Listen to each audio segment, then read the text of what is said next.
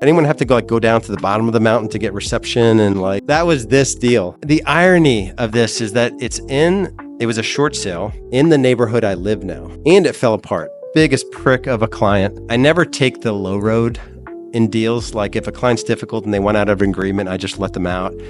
I don't know what came over me. I'm like, he's like, I just want out of the buyer agency agreement. I just want to move on. I'm like, give me $2,000. He's like, what? I'm like, just give me $2,000 and I'll let you out of it. So I made him pay me $2,000. It made me feel like just a little bit better. But I remember back in that day, every day I told myself, nobody can tell me I can't sell a home today. So that's the coolest thing about real estate. We can sell as many homes as we want.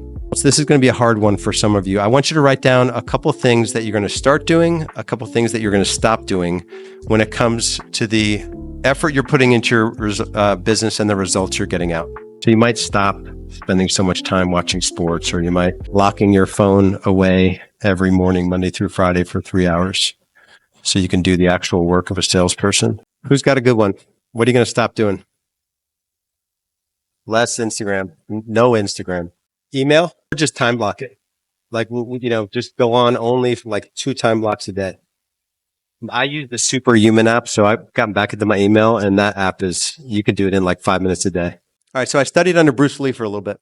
I fear not the man who has practiced 10,000 kicks once, but I fear the man who has practiced one kick 10,000 times. So who here feels like they're all over the place in their business? Like, I'm trying this one day and this one day and this. The thing is, it all works. It all works. So the only way you can get successful is to focus on one thing long enough until it works. So look at the last year. What have you been doing in your business where you haven't picked up the momentum and you've just changed, you've changed too much. That's kind of the story here. I'm part of a Christian business owners group called C12, and this is kind of the guiding principle of the group. Priorities are what we do. Everything else is just talk. So let me ask you guys, what are your top priorities? Just blurt them out. Family. What else? Health. Make money. So for me, it's easy to say God, family, business, right? So that should be the priority. And then you look at my calendar sometimes, and it has nothing to do with that. I've gone through seasons where I spend no time with God, and I'm just sideways. Even recently, in the last couple of years, I've had to just jump back into things in the business and work long hours and kind of do the things that I know I need to do to get something back on track, and it falls out of priority.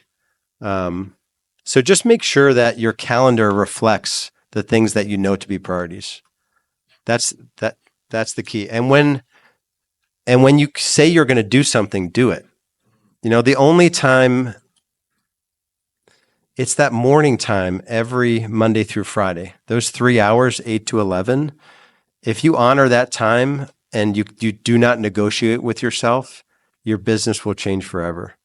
How many can get distracted by anything in those time blocks and be like, man, let me open up email? Or what's more important than prospecting? Like an offer coming in, is that more important?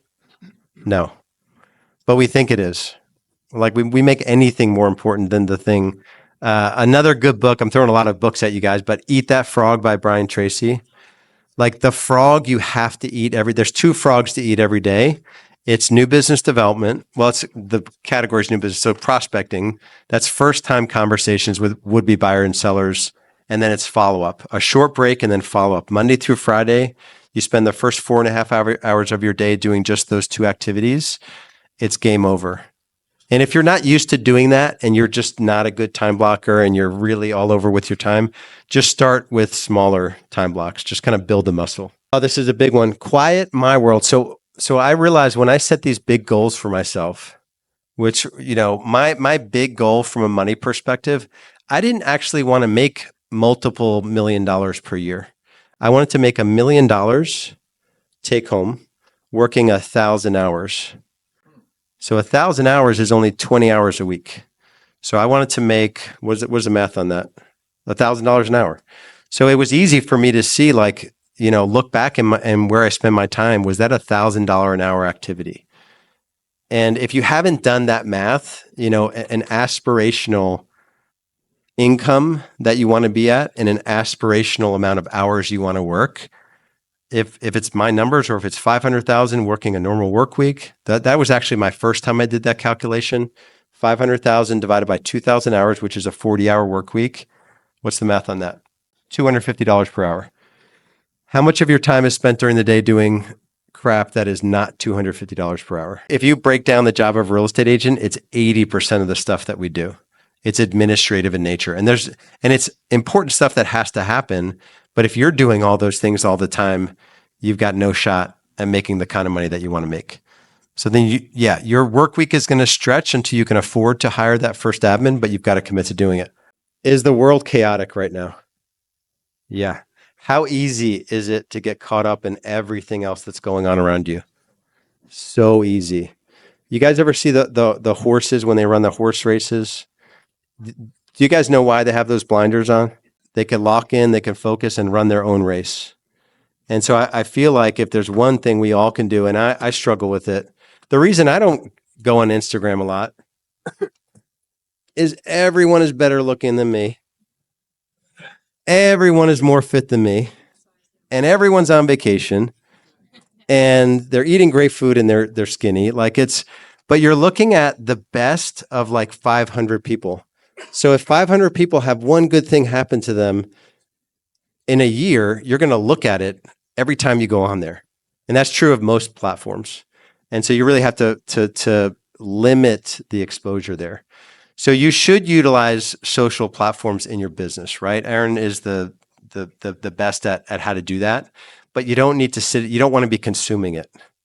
And it happens so easily. I struggle with the YouTube thing. And sometimes on the shorts, I'll be like, freaking half hour has gone. And it's been like so entertaining. And there's no value in any of it. And it's like, what's going on? Stuff works. This one is big too. So stop comparing my insides to other people's outsides. Who here is dealing with something or in the last year dealing something that's really hard? Raise your hand. Yeah, you just don't know what people are going through. The chances that they are advertising that or, putting that out online, it's very low. So when you're comparing your hard stuff to someone else's highlight reel, it's going to leave you feeling less than. So just guard yourself against that.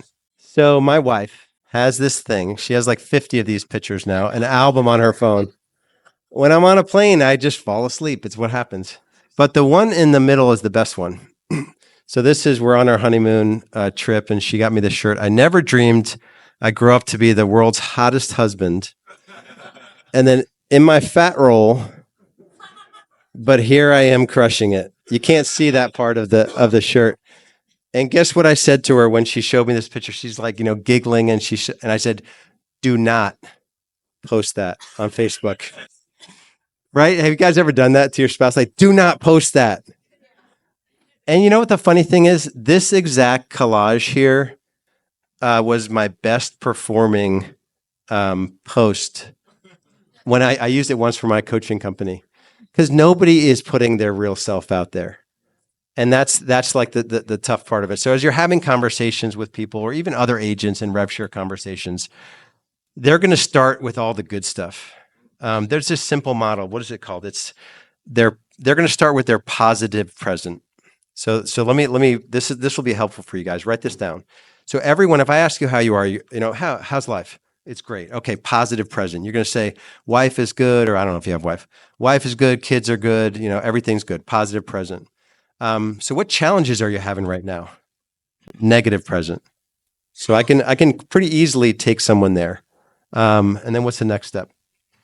It's I want to go right to positive future. So I want to tell people like, hey, at EXP, it's going to be awesome because of this. But you got to connect with them on positive present, negative. What's your biggest challenge? Hey, what's going to happen? Negative future. What's going to happen if you stay where you are right now? And you're only doing about a deal a month and you don't crack the code on getting to 3-4 deals per month. What's it going to look like? You're 12 years into real estate and you just told me you have the challenges you can't afford to send your kids to that private school. So let's see what happens. Let's draw out this negative present and what happens in the future if you don't solve it. What if what I'm telling you about what we're doing over at Elite Builders or real estate, what if it is different? And what if we can get you to that next level of production, positive future? I used to go from, you would tell me everything's great. I'm like, everything will be greater, positive presence, a positive future, but people don't think that way. So you got to bring them into the negative presence. So what challenges are you having now in your business? And then just kind of let them sit in that and be like, man, that sounds tough. What if that were to continue? And then you bring them up. What if what I'm telling you and what I've been telling you for years is right, and we can build something amazing together? And then it'll unlock a different level of conversation.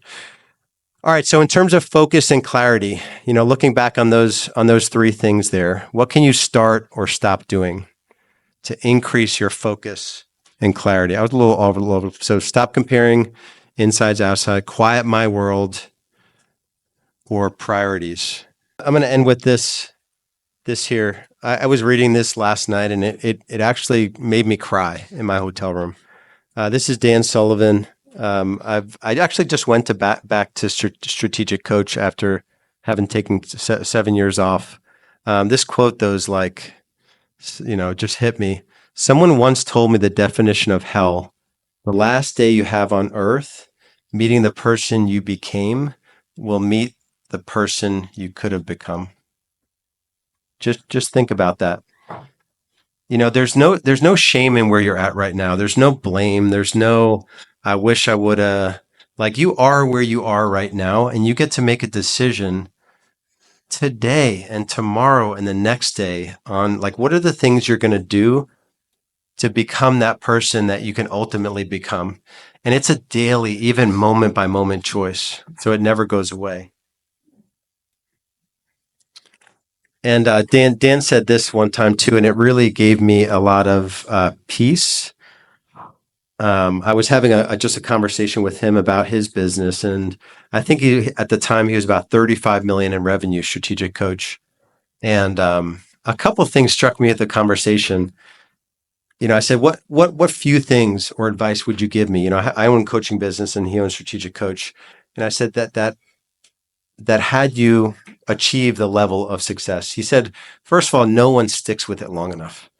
He's like, nobody was asking me for my advice when I bankrupted twice or, got the divorce or, but he's 30 years into doing this one thing, and nobody sticks with anything long enough to build something amazing. Aaron challenged me once. How do you say it? The whole decade thing.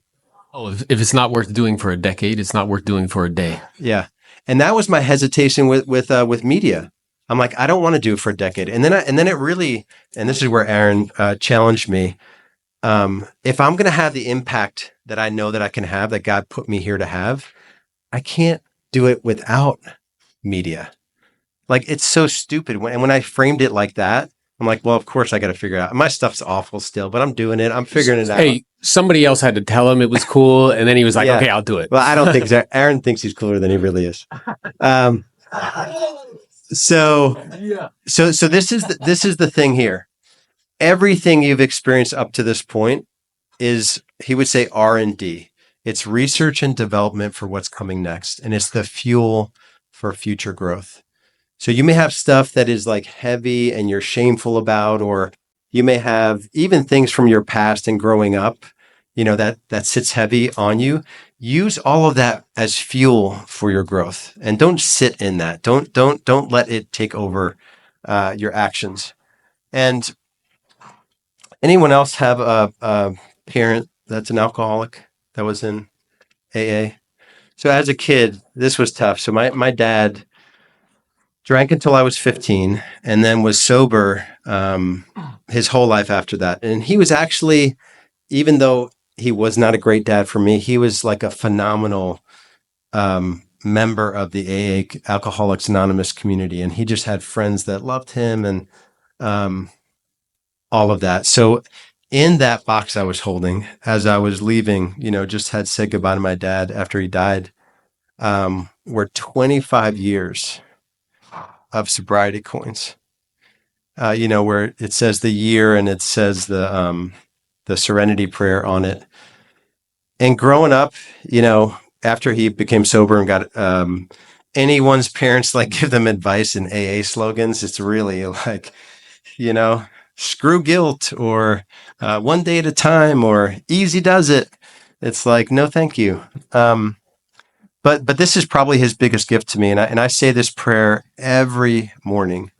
And I think there's just, even regardless of your faith, I think there's so much power in it. And I just want to leave us with this. God, grant us the serenity to accept the things we cannot change, courage to change the things we can, and wisdom to know the difference. Thank you. Let's go.